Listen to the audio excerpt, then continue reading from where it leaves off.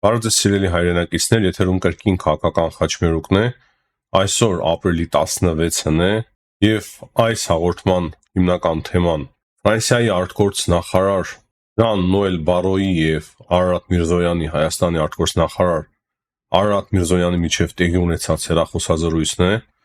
սա չափազանց կարևոր է այն առումով, որ դա տեղի է ունենում նրանից հետո, երբ որ Ֆրանսիայի արտգործ նախարարը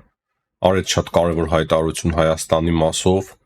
հայ-ադրբեջանական սահմանի մասով, ասելով, որ իրավիճակը գնալով լարվում է և կարիքը կա, որ Եվրամիության դիտորդական առաքելությունը ավելացվի Հայաստանում և նրա գործառույթներն էլ ավելացվեն, շատ հետաքրքիր հայտարարություն էր, դրանից հետո տեսանք, որ արտգործնախարարների, Եվրոպական միության արտգործնախարարների հավաք տեղի ունեցավ և բազմաթիվ հարցերի հետ մեկտեղ քննարկվում էր նաև Հայաստանի հարցը, Հայաստանին ոչ մահաբեր զենքի տրամադրման հարցը, եվրոպական խաղաղության հիմնադրամի շրջանակներում, որը որ բնականաբար պետք է առաջացներ Ադրբեջանի դժգոհությունը և Հունգարիայի միջոցով պետք է այն բլոկվեր, այս պահի դրությամբ ամենայն դեպս դա այդպես է, և Հունգարիան ամենայն հավանականությամբ Ադրբեջանի խնդրանքով թույլ չի տվել, որ այդ որոշումը կայացվի և Հայաստանին տրամադրվի 10 միլիոն եվրո խաղաղության հիմնադրամի միջոցով։ Այս մասին մենք խոսել ենք, գումարը շատ մեծ չէ, բայց կարևոր է, որ այդ ամենը իրոք տեղի ունենար։ Ես կարծում եմ, որ իրոք դա շատ մեծ նշանակություն կարող է ունենար մեր համար, քանի որ դա վկայությունն էր նրա, որ Հայաստանի և Եվրամիության միջև կա նաև ռազմական փոխգործակցություն, որը որ կարող է ավելացվել։ Բայց կարևորը այն է, որ Ֆրանսիայի արտգործնախարարը այդպիսի հայտարարություն էր արել և հիմա հեռախոսազրույցի կոնտեքստին անդրադառնալով այստեղ կարևոր է նշել, որ Արարատ Միրզոյանը ներկայացրել է Ֆրանսիայի արտգործնախարարին մանրամասն տեղեկությունները, թե ինչ իրավիճակ է անվտանգության հետ կապված, ու դրանից բացի հստակ ընդգծվել է, որ կարևոր է ստորագրել խաղաղության պայմանագիրը և միջպետական հարաբերություններ հաստատել Ադրբեջանի հետ։ Արարատ Միրզոյանը նաև բարձր է գնահատել Ֆրանսիայի հետաքրքրությունը այս առումով, դրանից բացի նաև կողմերը քննարկել են երկկողմ հարաբերությունները նույնպես։ Հիմա ինչ է այստեղ կատարվում։ Հիմնական շեշտը այս հաղորդագրության մեջ այն է, որ Արարատ Միրզոյանը ներկայացրել է իր ֆրանսիացի գործընկերոջը անվտանգության հետ կապված իրավիճակը Հարավային Կովկասում, այսինքն հայ-ադրբեջանական սահմանին։ Եվ սա տեղի է ունենում Ֆրանսիայի արտգործնախարարի կրկնեմ հայտարարությունից հետո։ Ֆրանսիան փաստացի լուրջ մտահոգություններ ունի սահմանային լարվածության հետ կապված, և այդ հայտարարությունը և այս հեռախոսազանգը հստակ դրա վկայությունն է, և դրանից բացի ես կարծում եմ, որ այդ առաջարկը ևս միանշանակ քննարկվել է Ֆրանսիայի արտգործնախարարը միանշանակ այդ առաջարկ արել է նաև Հայաստանի արտգործնախարարին, դրանից բացի ես կարծում եմ, որ այդ ամենի մասին խոսվել է նաև Եվրամիության երկրների արտգործնախարարների հավաքում, որ Եվրամիության դիտորդական առաքելությունը պետք է ավելացվի, նրանց գործառույթը ևս պետք է ավելացվի, և հիմա նաև ուզում են հասկանալ, թե Հայաստանի դիրքորոշումը որն է այդ հարցի շուրջ։ Հուսանք, որ Հայաստանի դիրքորոշումը ճիշտ է լինելու, ընդամենը հուսանք, բայց տեսնում ենք, որ Ֆրանսիան իրոք շահագրգռված է, որպեսզի այդ մասով գոնե օգնի Հայաստանին և ստաբիլությունը ավելացնի հայ-ադրբեջանական սահմանին։ Այստեղ նաև կարևոր է նշել, որ այս ամենը տեղի է ունենում հիմա Ամերիկայի և Իրանի միջև բանակցությունների ֆոնին, գիտեք, թե ինչ են քննարկում Իրանը և Ամերիկայի Միացյալ Նահանգները, և իրոք լարվածություն կա, ամբողջ տարածաշրջանում լարվածություն կա, վտանգներ կան, մտահոգություններ կան, Ֆրանսիան բնականաբար շատ ավելի տեղեկացված երկիր է, քան նույն Հայաստանը, և հստակ պատկերացում ունեն, թե ինչ ձև են ընթանում նաև այդ բանակցությունները,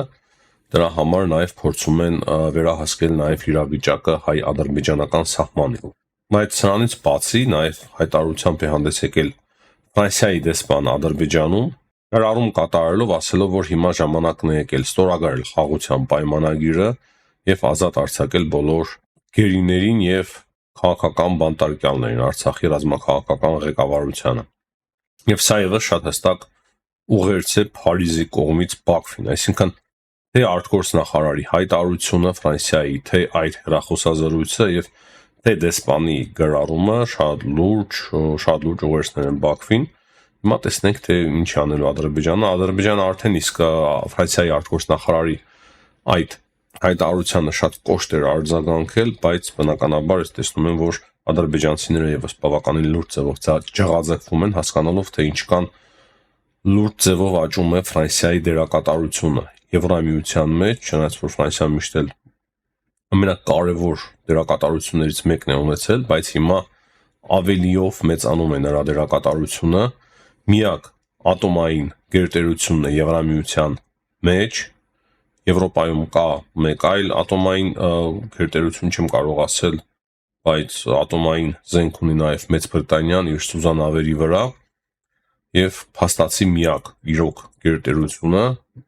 ատոմային գերտերությունը Եվրոպայի մեջ, դա Ֆրանսիան է, եւ Ֆրանսիայի հետ չեն կարող իրոք հաշվի չնստել, այն էլ հիմա, երբ որ Ֆրանսիան ստանձնում է արդեն հստակ լիդերի դերակատարություն Եվրոպայի մեջ։ Այդ այստեղ մեկ կարևոր պահ եւս կա, համենայն դեպս մեզ այդպես է երևում, ներսից բաներ կա, որ մենք չենք կարող ներսից տեսնել, բայց մեզ այդպես է երևում, որ Ֆրանսիան իրոք առաջարկություն է անում Եվրամիության դիտորդական առաքելության ավելացման, բայց թե ինչ որոշում կկայացնի Հայաստանի իշխանությունը, ես այդտեղ մի փոքր կասկածանքներ ունեմ, չեմ կարող համոզված ասել, որ դրական կամ բացասական են արձագանքելու, բայց եթե լինի արձագանքը բացասական, դա բնականաբար նաև շատ վատ հետևանքներ կունենա Հայաստանի համար, Հայաստան-Ֆրանսիա հարաբերությունների համար, Ֆրանսիայի ներգրավվածության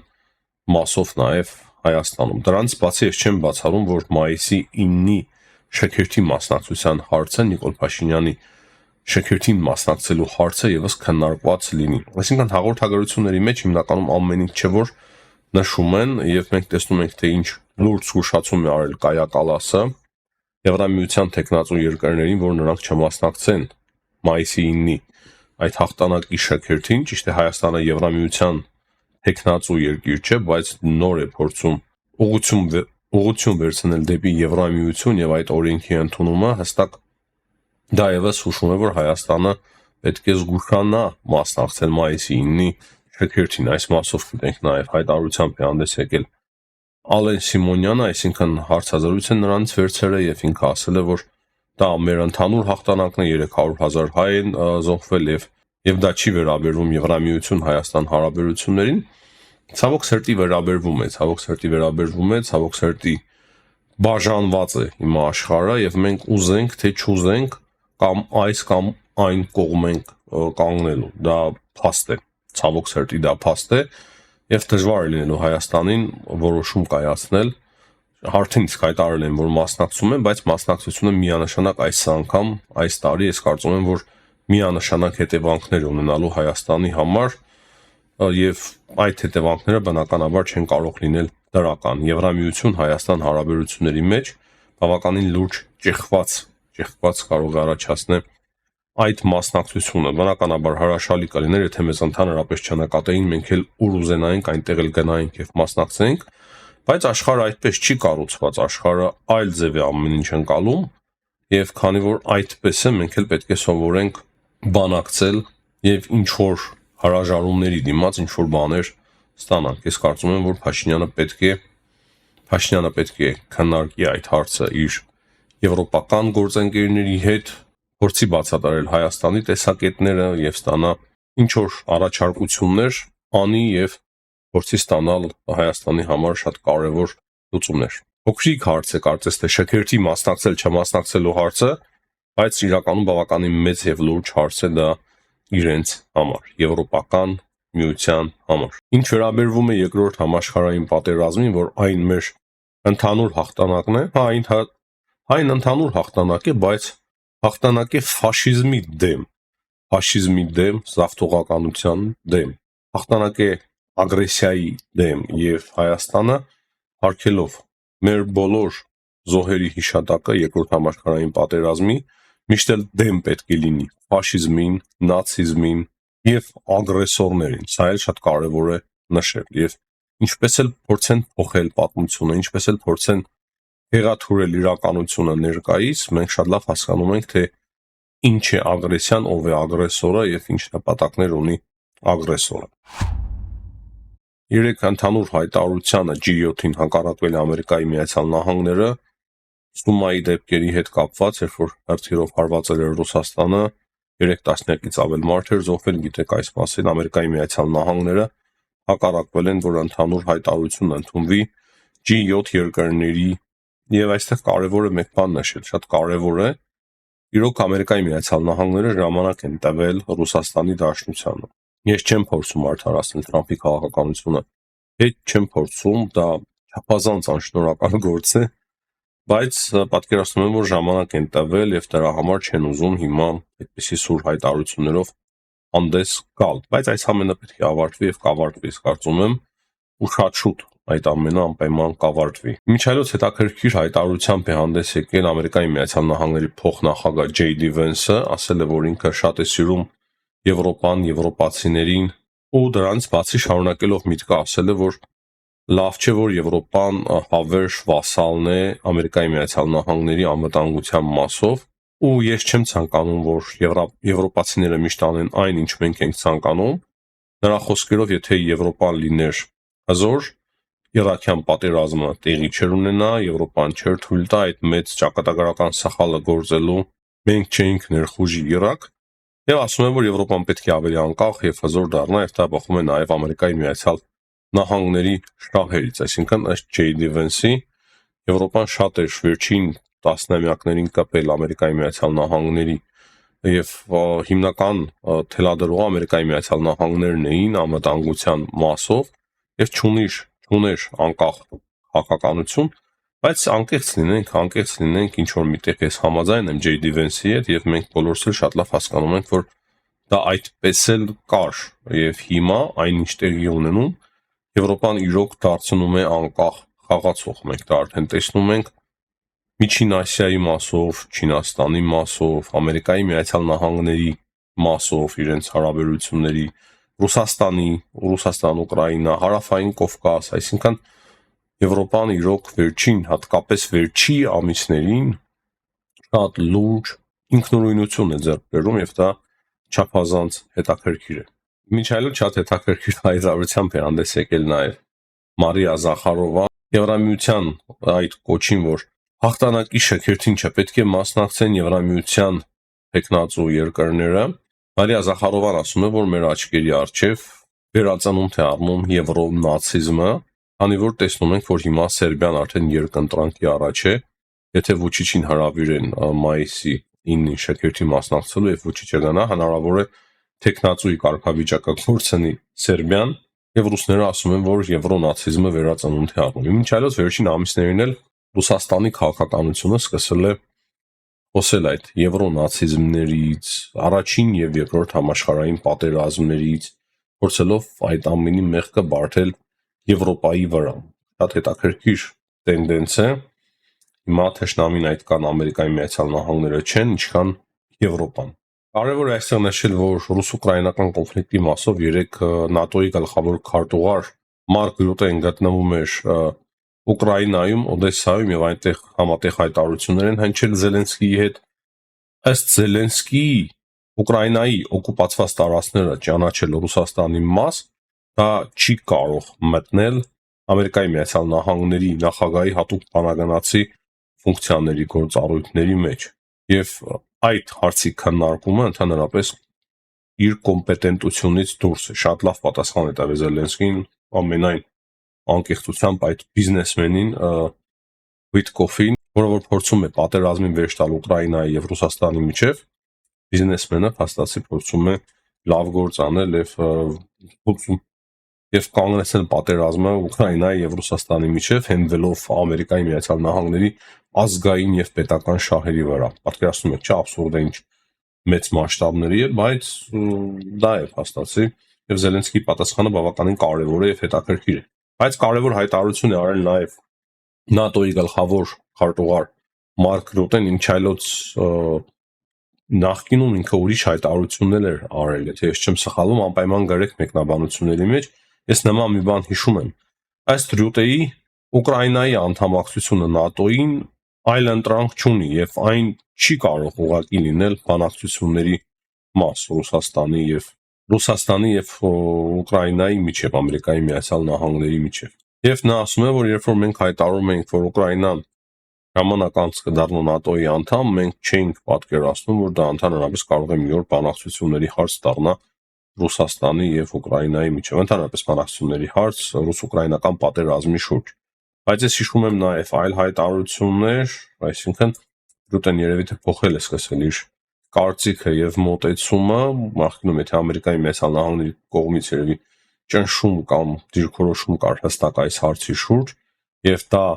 ազդեցիկ հիմնական նշանակություններ ՆԱՏՕ-ի վրա,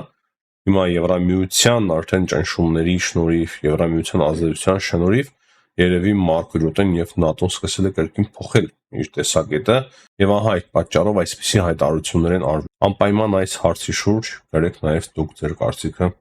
մեկնաբանությունների մեջ։ Նաեւ հետաքրքիր տեղեկություն կա այդ տարիֆների պատերազմի մասով, բանակցություններ են հիմա ընթանում Եվրամիության եւ Ամերիկայի Միացյալ Նահանգների միջև փաստացի 10%-ի է դեռևս իջեցվել այդ մաքսատուրքը, բայց դա ընդամենը 90 օրով էր գործելու, գիտեք, ինչ որ թեթև առաջընթաց կա, բայց մեծ հաշվով մեծ առաջընթաց չկա։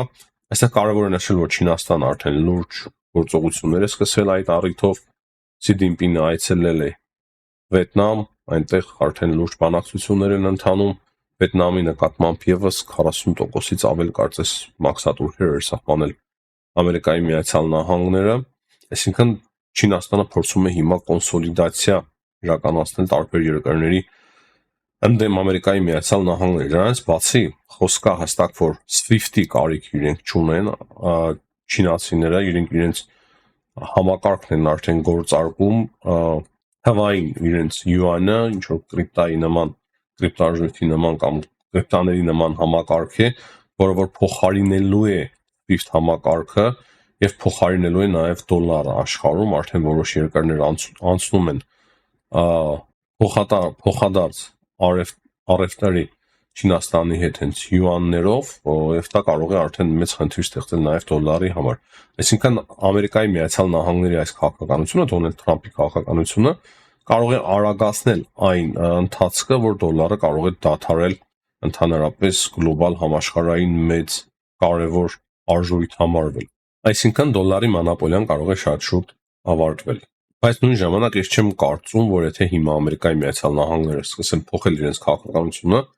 ճիշտ քաղաքականություն իրականացնեն, դա շուտ տեղի ունեն։ Այսինքն եթե հիմա սկսեն ճիշտ քաղաքականություն վարել, Դոնալդ Թրամփը փոխի իր մոտեցումները, կարող է դա արդեն փոխել նաև իրավիճակը Ամերիկայի Միացյալ Նահանգների համար։ Մենք խոսել ենք այս տարիֆային պատերազմների մասին, չգիտեմ ինչքան է կրկին այս հարցը հետաքրքրում, բայց սա մեծ բոլորիս առնչվում է, քանի որ եթե համաշխարհային տնտեսությունը անկում ապրի, դա կազդի մեր բոլորիս վրա, յուրաքանչյուր մեկի վրա, մեր երկրների վրա, մեր ընտանիքների վրա։ Դրա համար նաև այս հարցին ենք մենք փորձում անդրադառնալ։ Ամերիկայի Միացյալ Նահանգները համեմատաբար շատ ավելի ապահով են, նրանց շատ ավելի դժվար է այդ ամենը ազդելու, ճիշտ է, արդեն նկատվում է մեծ գնաճ Ամերիկայի Միացյալ Նահանգներում, բայց իրենք ի վիճակի են այդ ամենը տանել համեմատության, ի տարբերություն մեզ, համեմատելի չէ մեզ հետ։ Ամերիկայի Միացյալ Նահանգների բնակիչների հնարավորությունները համեմատելի չեն, բայց դա է ասածս, որ իրենք եւս բնականաբար խնդիր կունենան եւ դժգոհությունը աճում է, Դոնալդ Թրամփն հասկանում է, որ այդ քաղաքականությունը կարող է շատ վատ հետևանքներ ունենա եւ կարող է սկսի արդեն փոխել եւ ճիշտ քայլեր ձեռնարկի, հակառակ պարագայում այդ յուանը, թվային յուանը շատ արագ աճ է գրանցելու տարբեր երկրներում կոնսոլիդացիա է տեղի ունենում ընդդեմ Ամերիկայի Միացյալ Նահանգների, Չինաստանն է այդ ամենագլխավորում տնտեսական պատերազմը եւ հիմա ճիշտ ժամանակն է, որ Ամերիկայի Միացյալ Նահանգները նոր հաշվարկներ իրականացնեն այդ մասով եւս։ Եվ մեկ տեղեկություն եւս կարևոր, Ամերիկայի Միացյալ Նահանգները խոսքա որ որոշում են կայացրել Սիրիայում արդեն իրենց զորքերը դուրս բերել եւ այդ մասին տեղեկացրել են Իսրայելին, Իսրայելի դուրը հետ չի գալիս այդ որոշումը, բայց ասում են, որ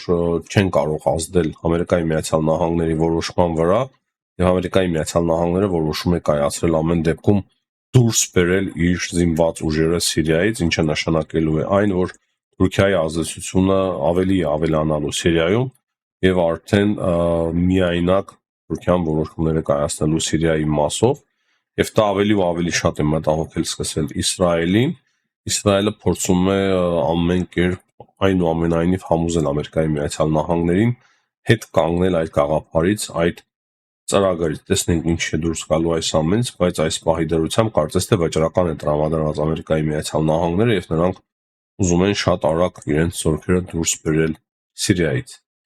Այս պահի դրությամբ այսքանը, սիրելի հայրենակից, հիշեցնեմ լայքերի համար, բաժանորդագրվեք, եթե չեք բաժանորդագրվել մեր ալիքին, նաև շատ լավ կլինի, որ մեր այս տեսանյութով տարածվեք ձեր սոցիալական ցանցերում, դա եւս շատ է նպաստելու մեր ալիքի տարածմանը։ Հաջողություն եմ ցանկանում բոլորին, ցտեսություն, կհանդիպենք։